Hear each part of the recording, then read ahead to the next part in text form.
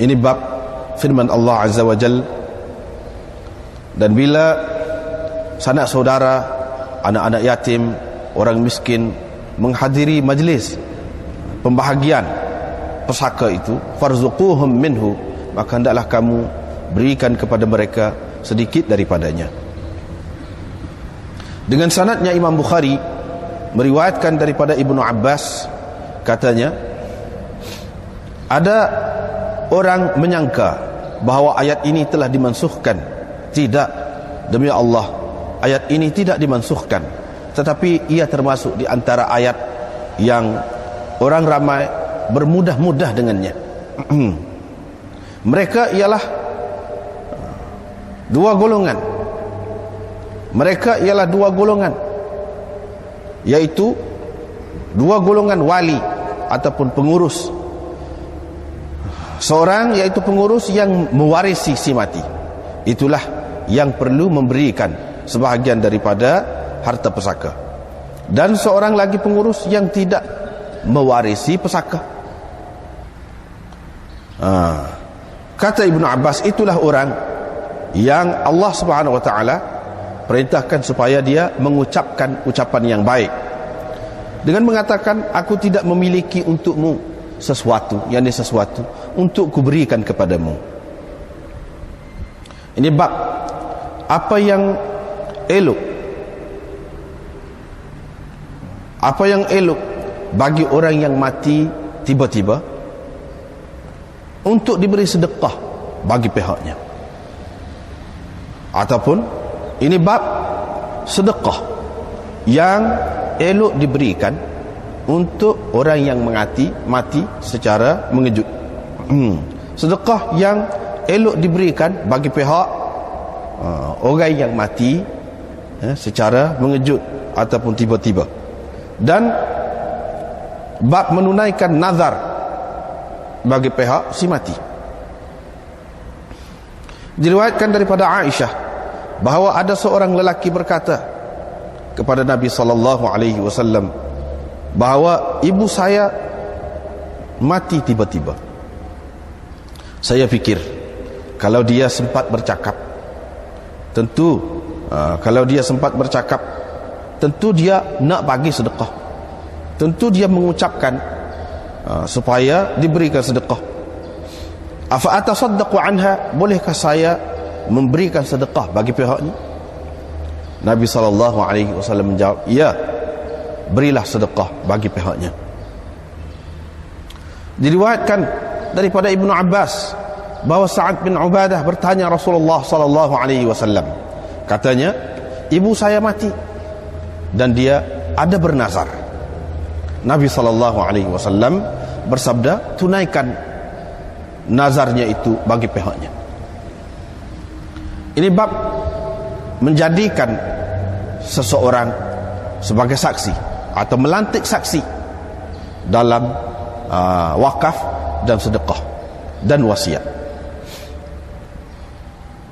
Ya'la menceritakan bahawa dia mendengar Ikrimah Maula Ibni Abbas berkata, Ibnu Abbas menceritakan kepada kami bahawa Sa'ad bin Ubadah akha, iaitu saudara Bani Sa'idah, salah seorang daripada Bani Sa'idah, mati ibunya ketika mana dia tiada di sampingnya.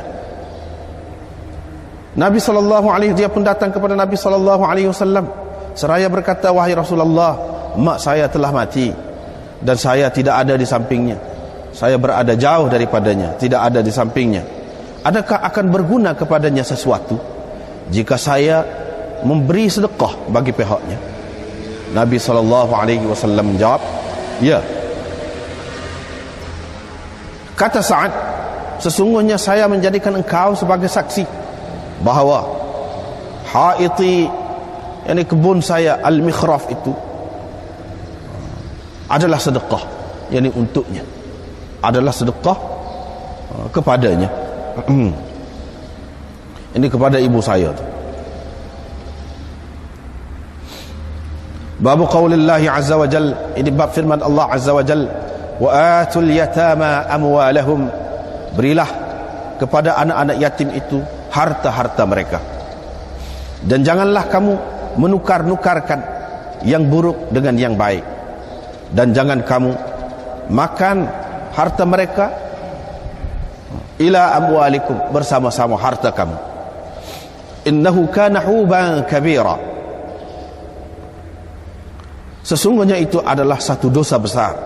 Sekiranya kamu takut tidak akan dapat berlaku adil berkenaan dengan anak-anak yatim itu, maka yakni anak-anak yatim perempuan, maka kawinilah perempuan-perempuan yang kamu sukai. Diriwayatkan daripada Urwah bin Az-Zubair, dia menceritakan bahawa dia bertanya Aisyah berkenaan dengan firman Allah Ta'ala ini, sekiranya kamu takut tidak akan berlaku adil berkenaan dengan anak-anak yatim perempuan, fankihu ma taba lakum, kawinilah mana yang disukai oleh kamu daripada perempuan-perempuan, dua-dua kah atau tiga-tiga kah atau empat-empat. Qalat, kata Aisyah, itu adalah anak yatim yang dipelihara oleh penjaganya, anak yatim yang ada dalam peliharaan penjaganya. Penjaganya itu berkenan kepadanya kerana kecantikannya dan hartanya, dan dia mahu mengahwininya dengan mas kahwin yang kurang daripada mas kahwin perempuan-perempuan yang setaraf dengannya. Lalu mereka dilarang daripada mengahwini anak-anak yatim itu, kecuali kalau mereka dapat berlaku adil terhadap anak-anak yatim itu dalam ataupun dengan menyempurnakan mas kahwin. Dan mereka diperintahkan supaya mengahwini perempuan-perempuan yang lain kalau begitu keadaannya. Kata Aisyah, kemudian orang ramai bertanya Rasulullah sallallahu alaihi wasallam. Selepas itu maka Allah Azza wa Jalla menurunkan ayat, dan mereka akan bertanya engkau tentang perempuan-perempuan. Qulillahu yuftikum fihinna, katakan Allah akan memberikan hukum kepada kamu berkenaan dengan mereka. Qalat, kata Aisyah, maka Allah dalam ayat ini menerangkan bahawa anak yatim, anak perempuan yang yatim, kalau ia cantik dan berharta, mereka berkenan untuk mengahwininya, tetapi mereka tidak memberikan kepadanya mas kahwin yang sempurna sesuai dengan perempuan yang setara dengannya. Kalau perempuan itu tidak disukai, kalau perempuan, anak perempuan yatim itu tidak disukai kerana kekurangan hartanya ataupun kecantikannya, mereka meninggalkannya, mereka tidak mahu mengahwininya, dan mereka mencari perempuan-perempuan yang lain. Kata Aisyah, maka sebagaimana mereka meninggalkan anak yatim itu ketika mana mereka tidak berkenan kepadanya, tidaklah boleh mereka mengahwininya bila mereka berkenan kepadanya, melainkan apabila mereka dapat berlaku adil, dengan seadil-adilnya terhadapnya dalam perkara mas kahwin, dan mereka dapat kecuali mereka dapat memberikan kepadanya haknya. Ini bab firman Allah Azza wa Jalla, ujilah anak-anak yatim itu sehingga mereka sampai kepada umur layak berkahwin, yang dibaligh. Kalau kamu nampak pada mereka itu kecerdikan, maka serahkanlah kepada mereka harta benda mereka. Janganlah kamu memakan harta benda mereka itu dengan boros dan dengan bertindak cepat. Takut mereka akan besar.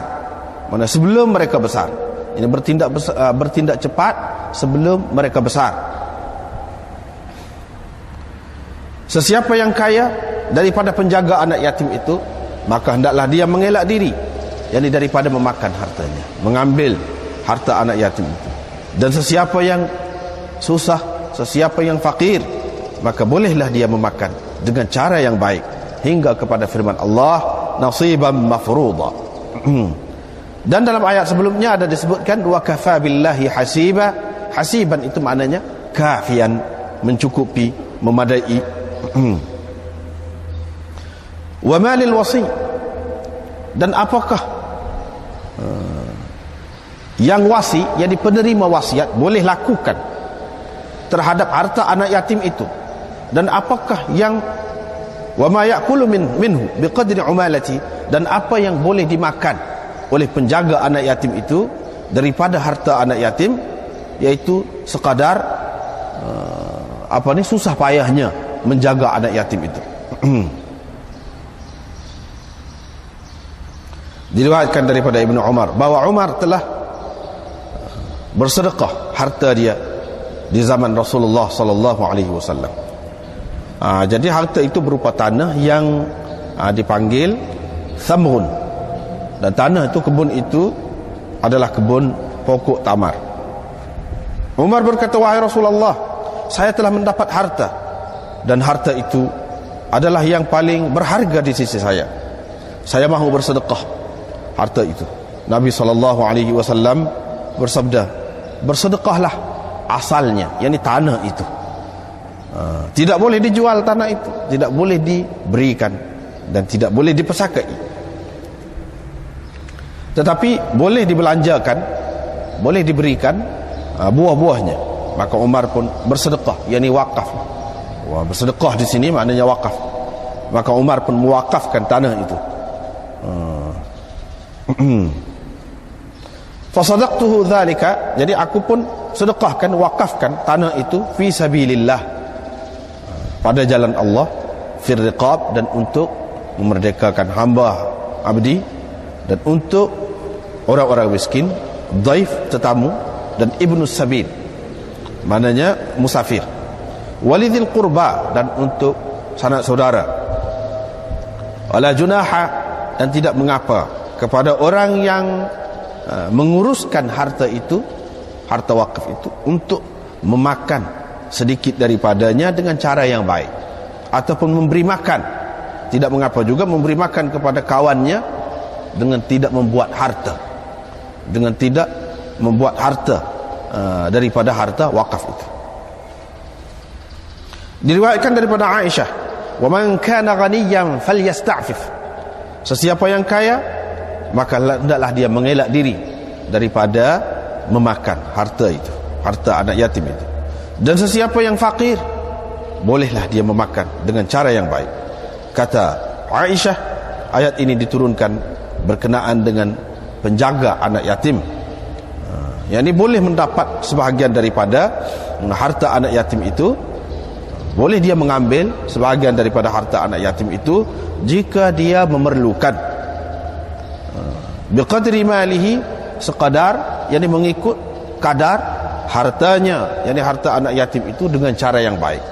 Ataupun sekadar malahu, sekadar apa yang merupakan haknya, apa yang merupakan haknya, dengan cara yang ma'ruf, dengan cara yang baik.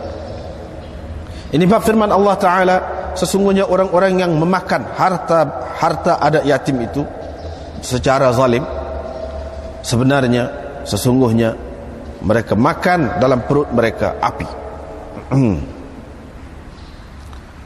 Wa sayaslawna sa'ira, dan mereka akan masuk ke dalam neraka yang apinya bernyala-nyala. Diriwayatkan daripada Abi Hurairah, daripada Nabi sallallahu alaihi wasallam, sebenarnya jauhkan dirimu, elakkan dirimu daripada 7 perkara yang membinasakan. Mereka berkata, wahai Rasulullah, apakah perkara-perkara itu?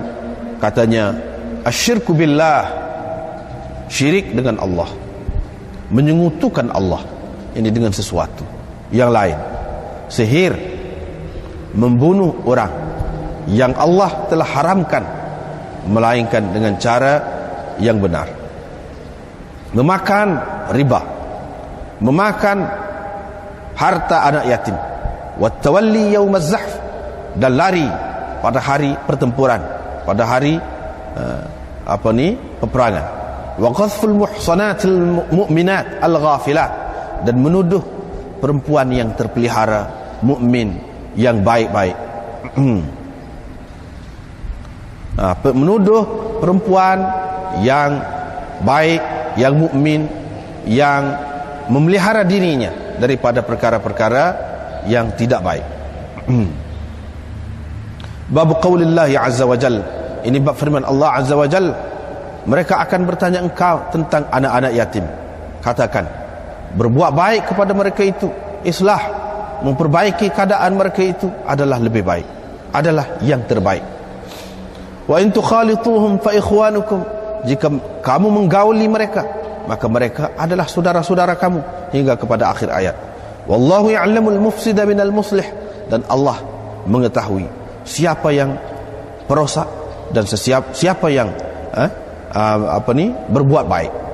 Walau sya'allahu la'anatakum, sekiranya Allah mahu, dia boleh menyusahkan kamu, dia boleh menyusahkan kamu, membebankan kamu. Sesungguhnya Allah azizun hakim, maha perkasa lagi maha bijaksana. La'anatakum maknanya la ahrajakum, menyusahkan kamu. Wa dhayyaqa, menyempitkan, menyempitkan mana keadaan kamu. Wa anat maknanya khada'at, tunduk. Sulaiman berkata kepada kami, katanya Hammad menceritakan kepada kami daripada Ayyub, daripada Nafi', katanya Ibnu Umar tidak pernah menolak wasiat sesiapa pun.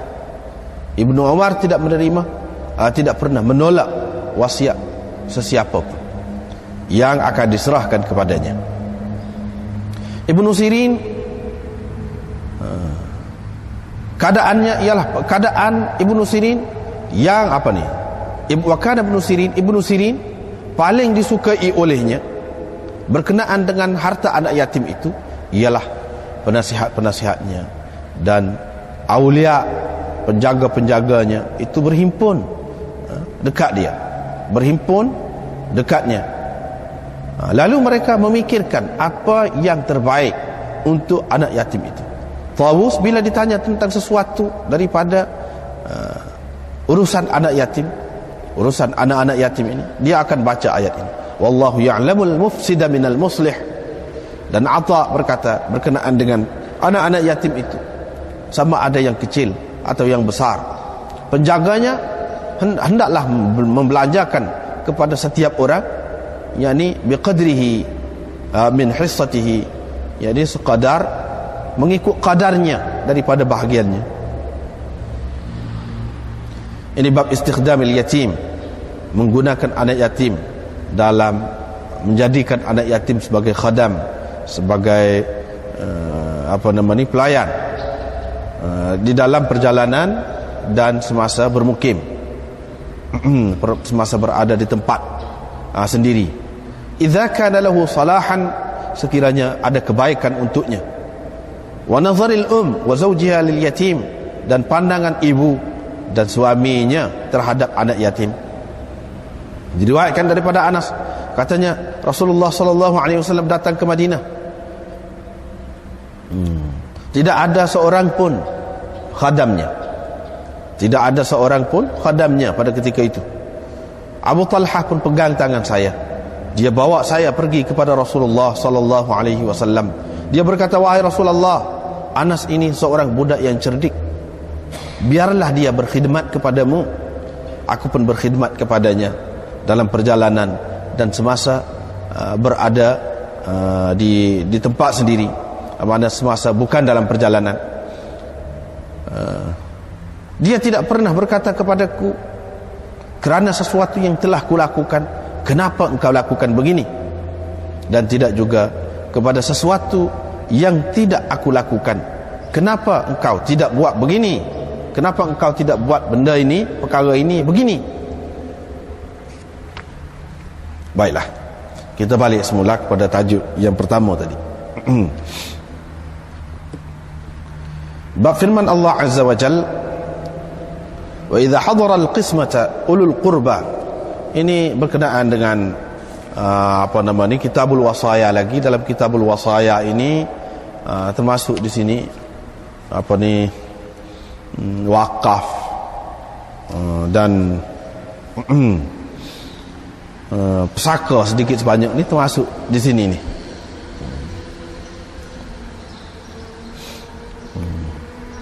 Firman Allah Azza wa Jal, bila sanak saudara, anak-anak yatim dan orang miskin menghadiri majlis pembahagian pesaka itu, maka kamu kena berikan kepada mereka sedikit daripada harta itu.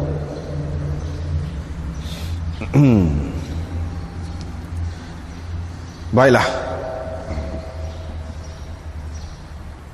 Imam Bukhari lepas tu buat mari ni.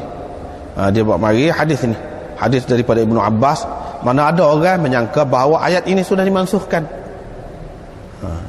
Tidak, kata dia, demi Allah, ayat ini tidak dimansuhkan, tetapi ia termasuk di antara perkara yang dipandang mudah, dipandang remeh, dipandang tak penting oleh orang ramai.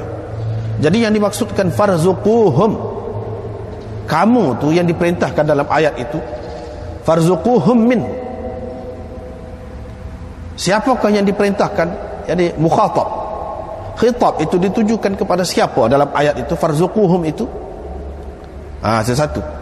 Wa qulu lahum qawlan ma'rufat, ucapkan ucapan yang baik. Hak itu ditujukan kepada siapa? Jadi di sini Ibnu Abbas mentafsirkan di sini. Dia kata waliyani. Jadi dalam ayat ini ditujukan kepada dua orang pengurus.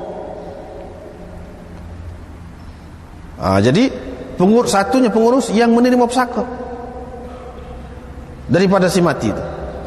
Itulah yang Allah SWT sebutkan yarzuqu, farzuquhum minhu. Mana kamu kena berikan sebahagian daripada harta pesaka itu kepada yang hadir tadi, yang bukan merupakan orang-orang yang berhak menerima pesaka, bukan orang-orang yang ditentukan sebagai orang-orang yang akan menerima pesaka daripada si mati itu. Mereka ini bukan orang-orang yang berhak menerima pesaka, tapi diperintahkan supaya diberikan kepada mereka. Siapakah yang diperintahkan supaya diberikan itu kepada orang-orang yang bukan berhak menerima pesaka itu? Iaitu walin yarithu, jadi pengurus yang menguruskan harta pesaka yang menerima pesaka daripada si mati. Wa walin la yarithu, dan dua orang wali dan walin pengurus yang tidak menerima pesaka. Ni yang kedua. Hak yang kedua ni waqulu lahum qawlan ma'rufat. Dalam ayat tu farzuquhum minhu waqulu lahum qawlan ma'rufat. Jadi hak lagi tu, perintah tu, khitab itu kepada siapa?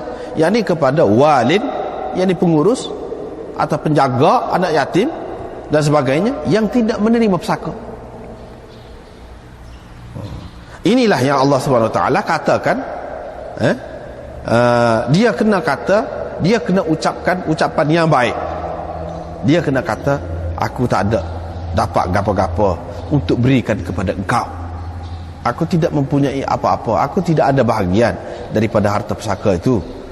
Jadi aku tidak boleh beri gapa-gapa lah kepada engkau. Begitu. Jadi dua-dua orang lah tu, farzuquhum tu.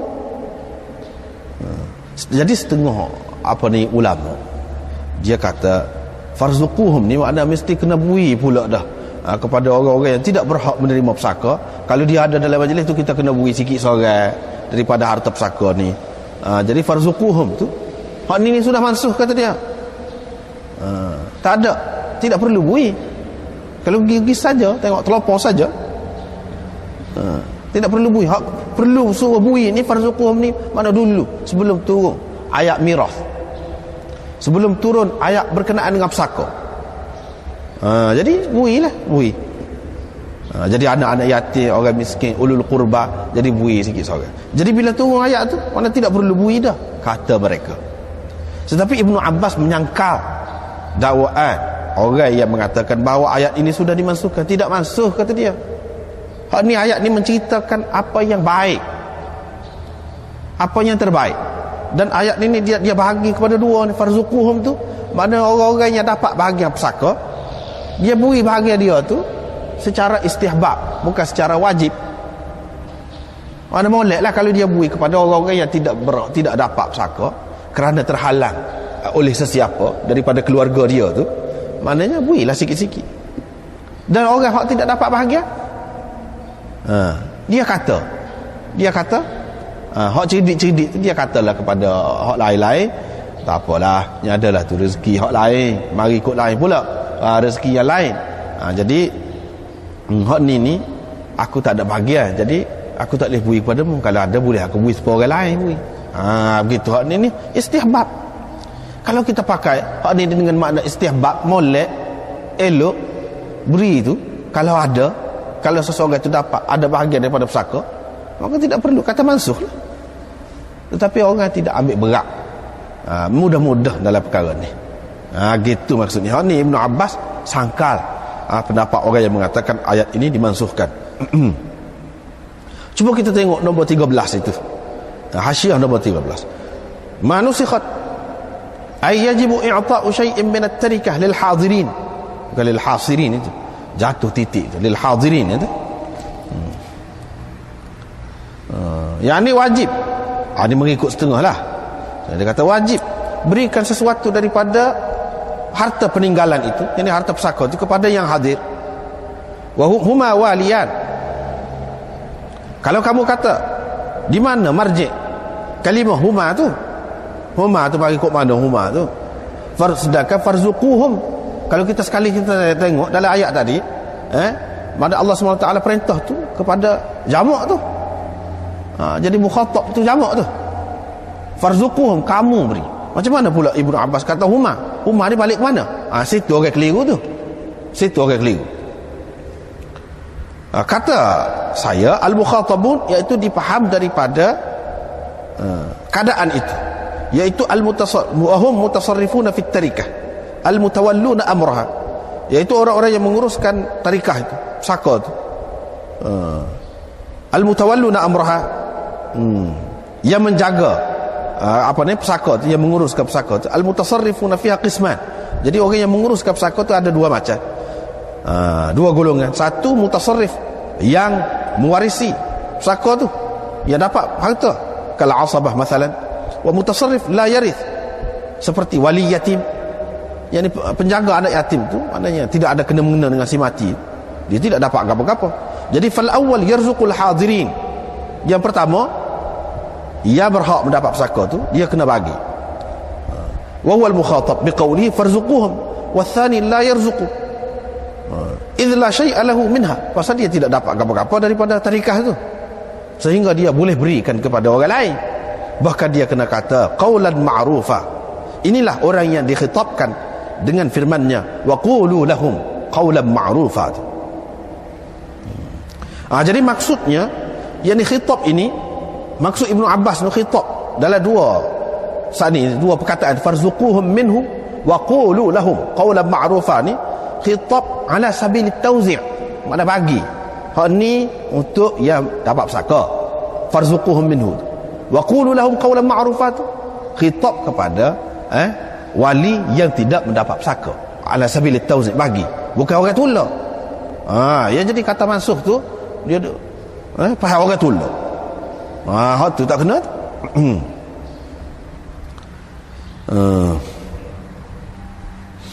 Kata Zamakhsyari, al-khitabu lil warathah, khitab ini kedua-dua saat ni dalam farzuquhum tu dan waqulu lahum tu, ini adalah kepada pewaris-pewaris, yakni orang-orang yang menerima pesaka sahaja, yakni mereka kena mengumpulkan kedua-dua perkara tu, bui dan minta maaf kerana sedikit bui itu. Jadi bui sikit, lepas tu minta maaf lah, tak boleh bui banyak, juga kita pergian kita tidak banyak, sikit je. Misalnya kata lagu tu, dia kata kau tu pula. Pasal apa?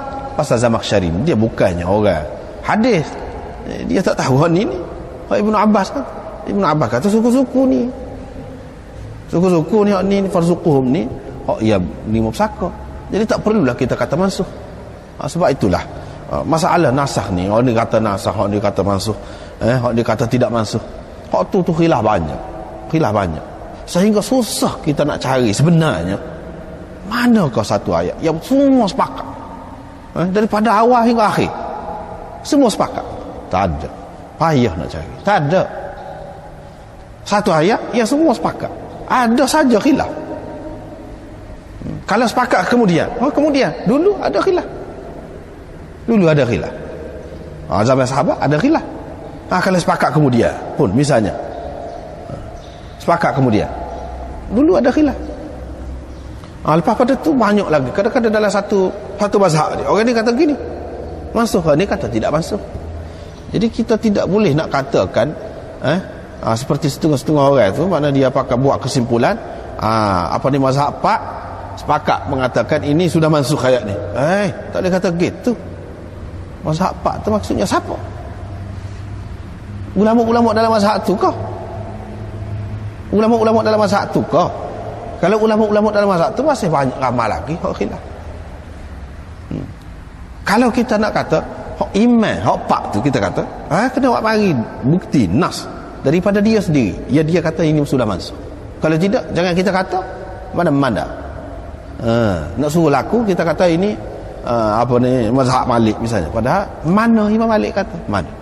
Biarlah Imam Malik kata. Kalau tidak tak boleh nak dakwa kata dia kata ayat ini sudah mansuh ke apa. Tak boleh. Apalagi dalam keadaan ada hadis ni. Lepas tu kita kata apa salahnya kalau kita kata ayat ini boleh terus dipakai, tidak payah mansuh. Cuma perintah ini perintah ala sabilil istihbab. Tidak semestinya perintah tu amar itu lil wujub. Tak mesti. Kesenang kalau lagu tu tak payah kata mansuh. Tengok ada alasan kuat bagi golongan yang mengatakan tidak mansuh. Sebab dia boleh kata ini perintah ini untuk molek. Hak lebih moleknya buat gitulah. Tapi kalau tak buat tak dosa. Tidak berdosa. Kalau tak bagilah kepada orang-orang yang tidak berhak mendapat pesaka yang pergi di dalam majlis tu, tak beri apa satu, tak dosa. Daripada awal lagi kalau kita terima begitu, apa salahnya?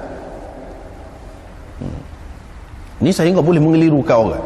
Orang kata ayat ni tak boleh pakai dah. Jadi makna ayat Quran ni setengah-setengah ni hanya baca sajalah, ambil berkat saja. Jadi maknanya hanya satu peringkat saja boleh berguna. Bukan boleh guna untuk sama-sama. Jadi itu boleh mengelirukan orang.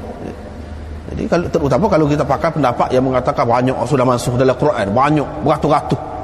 Kalau kita pakai pendapat tu jadi makna sikit benar boleh pakai ayat Quran. Hak lain tak boleh pakai. Baca saja. Baca boleh, pakai tak boleh. Macam mana lagu tu? Tidak sesuai tu dengan Quran. Sebagai panduan. Hanya kalau kita nak kata ini menceritakan sejarah saja. Tidak sesuai tu. Kalau sesuai dengan Quran kita boleh pakai sampai kiamat. Tiap-tiap satu ayat dia tu, tiap-tiap satu huruf dia tu ada makna dia. Apa kita nak sepik? Apa kita nak kecil pula Quran tu? Apa lagi kita tengok macam ni. Sahabat-sahabat sendiri kata lagu mana? Ibnu Abbas seorang yang ahli dalam tafsir, dia kata tidak masuk. Baiklah, habis itu. Ini bab sedekah yang elok diberikan bagi pihak orang yang mati mengejut atau mati secara tiba-tiba, dan bab menunaikan nazar bagi pihak si mati. Ada orang mari hadis ni dulu kita sudah jumpa ada dalam Muslim.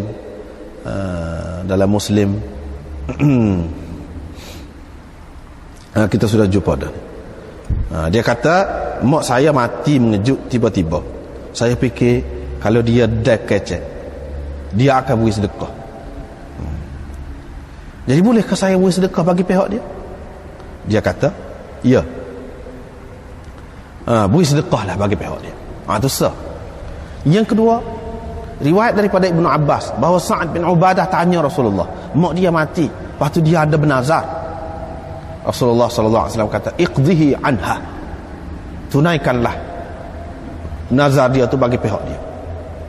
Inilah yang anda sebut baru ni. Sebelum sebelum raya baru ni. Hak di atas tu. Hadis ni kita sudah jumpa di atas tu, muka surat 386. Sa'ad bin Ubadah mati mak dia tidak ada dekat mak dia.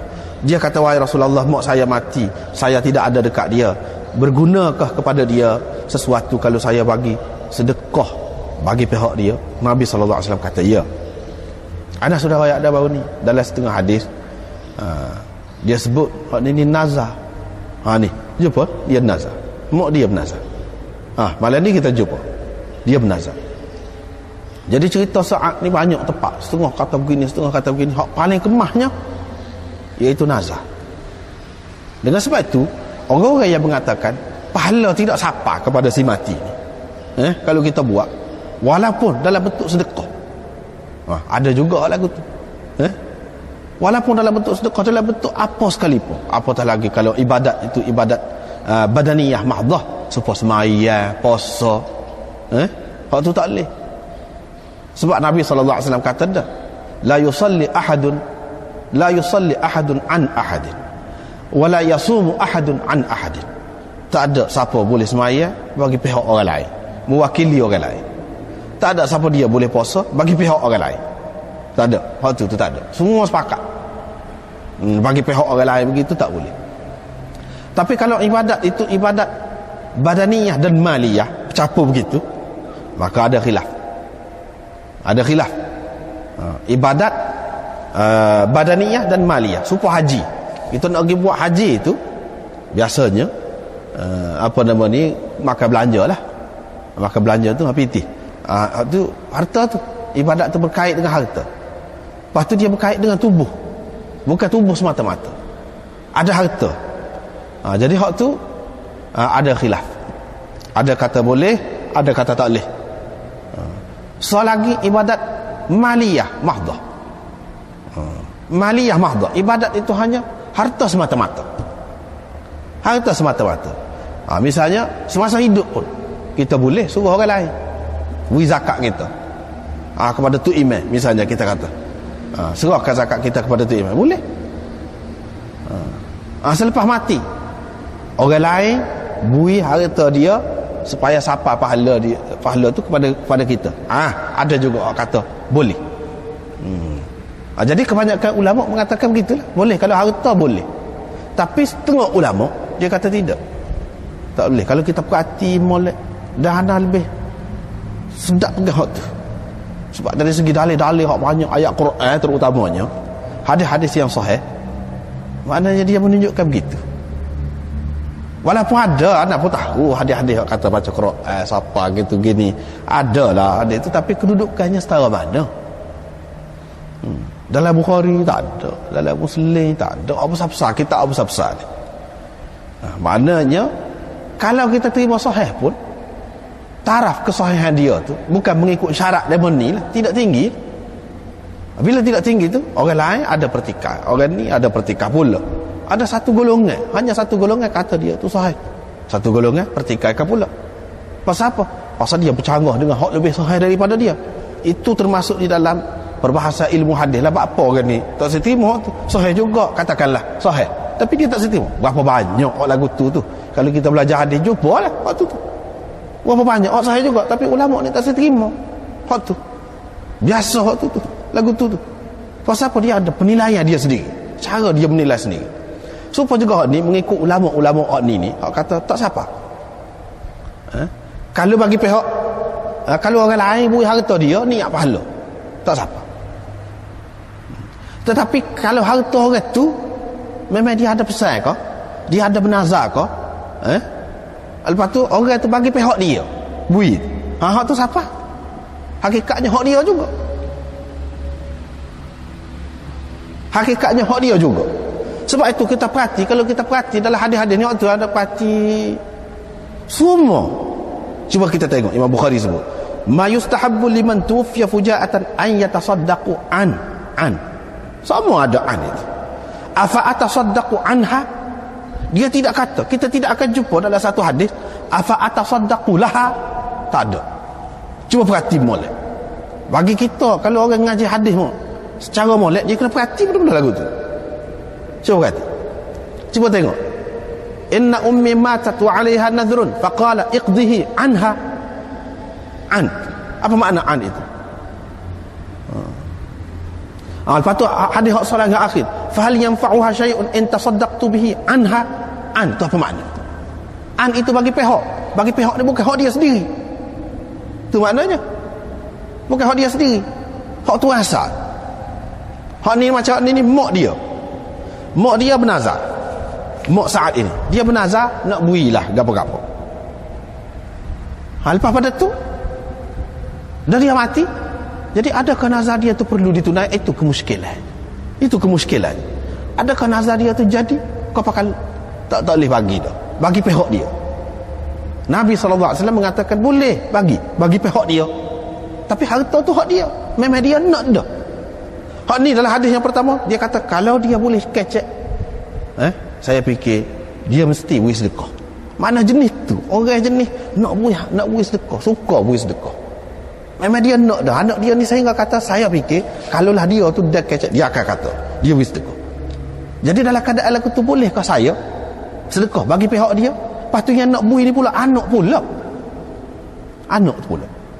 Hak dalam hadis sebut putus amalan seseorang tu bila dia mati kecuali daripada 3. Di antaranya anak yang soleh. Anak soleh. Jadi hak ni kerjaan anak dia ni nasabahlah. Kalau anak dia buat kebajikan, siapa memang siapa kemak dia termasuk dalam hadis tu dah. Hak tu ni masalah kita duduk bahas, ni masalah orang lain. Lepas tu orang tu tidak beri sedekahnya semasa hidup dia. Hak kita duduk bahas ni masalah orang lain, beri piti dia. Kalau hak ni anak dia beri, kalau daripada duit dia sendiri pun, hak tu siapa memang hak tu tidak putus, hak tu dalam hadis pun sebut. Semua terima hak tu. Apa lagi kalau kita terima ni hak ni Sa'ad bin Ubadah, mak dia mati tu dia bernazar. Bernazar, maka dia terhutang dengan Allah SWT.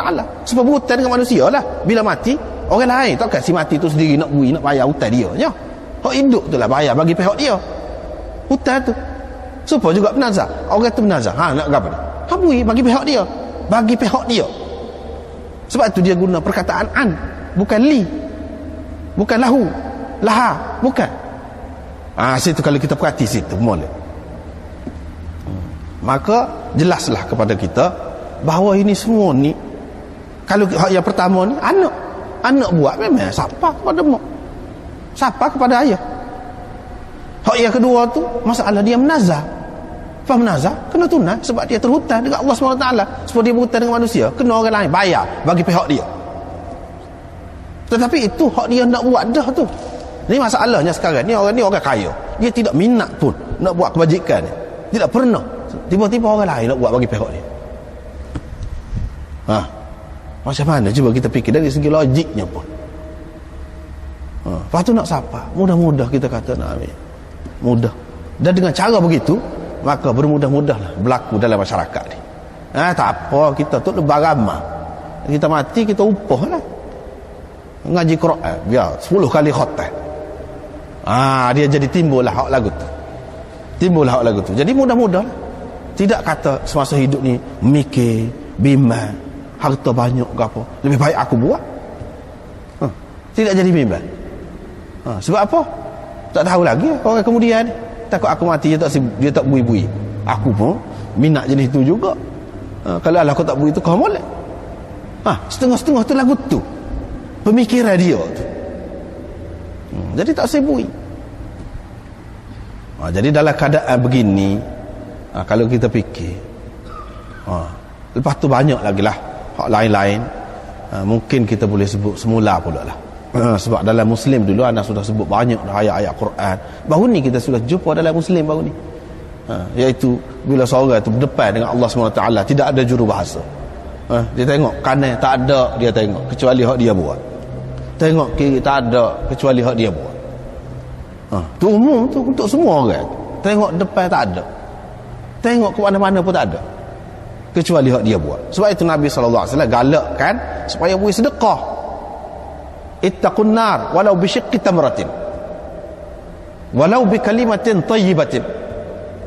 Dalam riwayat tu, maknanya walaupun dengan ucapan yang baik, walaupun dengan secebis tamar, berilah sedekah untuk mengelakkan daripada neraka. Kalaulah hak orang lain buat ni ada kesan, ada faedah, bermanfaat kepada dia, tentu dalam hadis tu ada royak. Ataupun hadis-hadis yang lain, dia kata tak apa dia asalnya memang nak kena dah, nak masuk neraka dah. Buat tak ramai ni orang pakat kiri pahala ni, lepas dia. Mana ada satu hadis yang seumpama itu? Tak ada. Kalau kita tidak nak kira bahawa hak dia amal itu hak orang lain amal tu masuk dalam suratan dia, tak masuk dalam suratan amalan dia, tapi lepas kerana hak tu, mana ada dalil? Dalil yang kukuh, benda ni benda besar, tak sah hak dhaif, hak kemah. Dia jadi lepas orang tu kerana amalan orang lain. Apalagi kalaulah dia tu memang tidak suka beramal, tidak suka buat kebajikan semasa hidup dia. Apalagi kalau macam tu. Walau bagaimanapun, ini anda sudah sebut dah berkali-kali, benda khilaf. Benda khilaf. Tapi bagi anda lebih tenang hak sani. Hak sani. Barulah dalam masyarakat ni tidak akan jadi ada satu kumpulan yang diharap untuk buat pahala-pahala. Harap hak tu baru tidak jadi. Duk suruh kepada hak tu, barulah agama Islam ni tidak akan terdorong jadi seperti agama lain.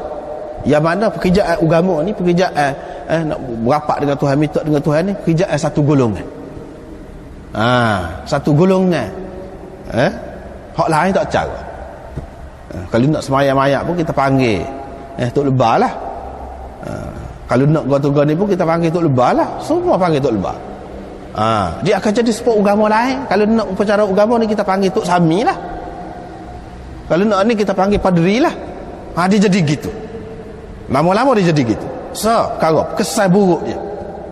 Kesan buruk dia.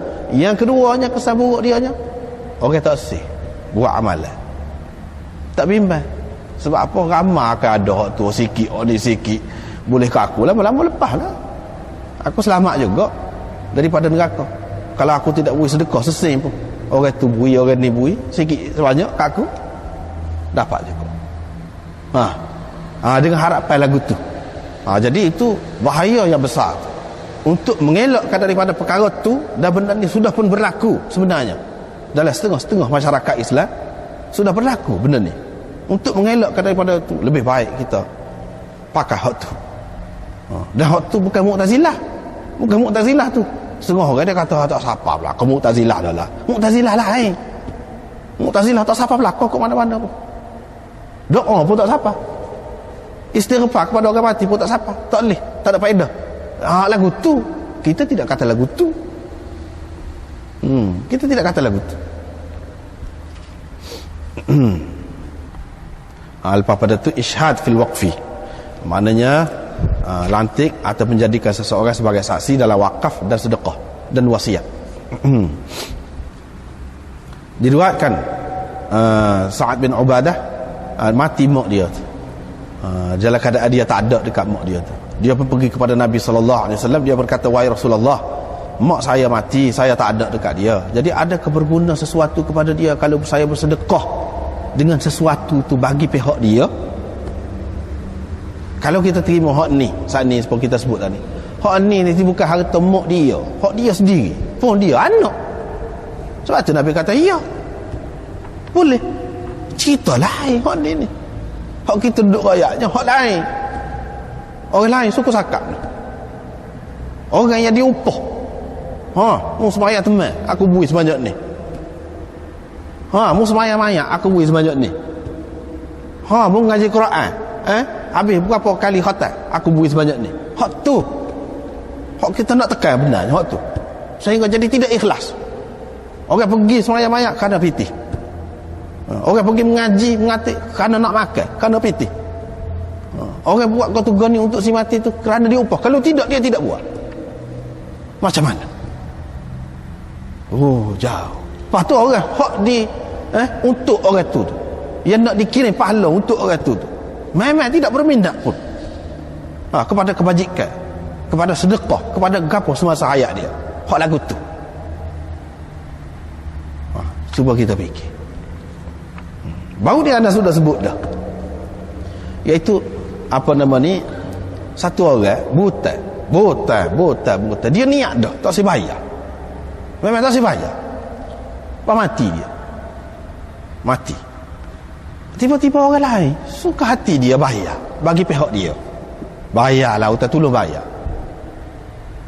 Iyalah, untuk hukum dunianya selesailah kira hutang dia. Boleh orang lain bayar, tak mesti dia bayar. Sebab orang tu boleh ambil manfaat lah daripada pitih si mati tu buta dengan dia bila orang bayar ke dia. Tak ada apalah, selesai. Tapi cuba kita fikir di sisi Allah Subhanahu Wa Taala macam mana orang lagu tadi. Allah Subhanahu Wa Taala tahu hati dia tu. Kalaulah hukum agama ni sekadar hak zahir saja, apa makna ikhlas? Apa makna tak usah riak, tak usah go-to-go ni, apa makna? Dia agama, apa makna taubat? Apa makna taubat? Kalau hukum ni sekadar hak zahir saja, kerak tangan, habis, selesai, hapus lalu dosa dia. Dia kena bertaubat pula lepas pada tu. Taubat tu hak dalam siapa dia tahu? Allah Subhanahu Wa Taala tahu. Orang saat ni Allah Subhanahu Wa Taala tahu lagu mana dia. Di sisi Allah Subhanahu Wa Taala, adakah dia lepas? Adakah dia anggap molek orang lagu tu? Baik orang lagu tu. Semata-mata kerana orang sudah bayar hutang dia jadi bersih. Jadi baik orang tu. Adakah begitu? Allah SWT kenal orang lagu tu.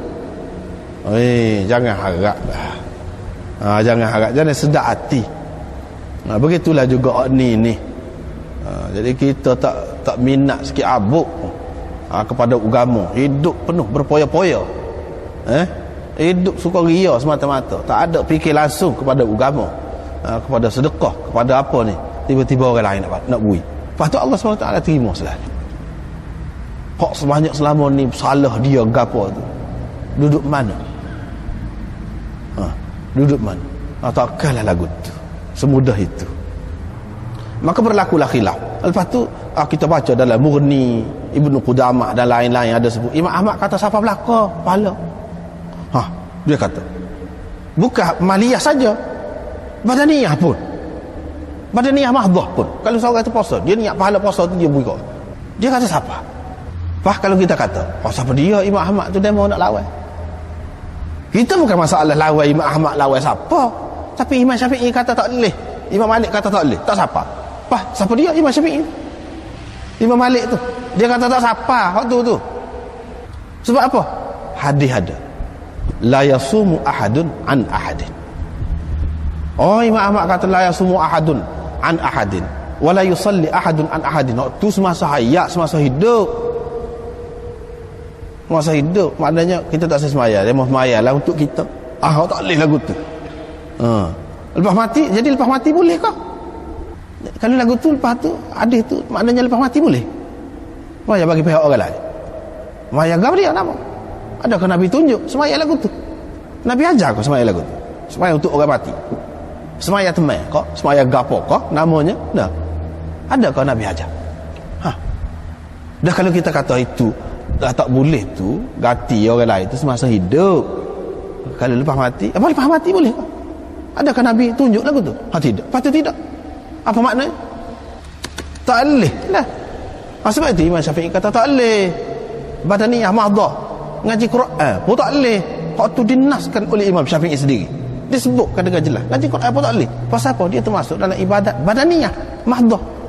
Lepas tu kita kata dia mau nak lawan Imam Ahmad, siapa dia? Bukan kita nak lawan, Imam Syafi'i nak lawan. Imam Syafi'i kata, apa kita nak letak mana kat dia? Memang benda ni mudah khilaf. Masing-masing dia nilai dengan pengetahuan dia kata begini. Hak ni kata begini, hak ni kata begini. Biasa waktu tu.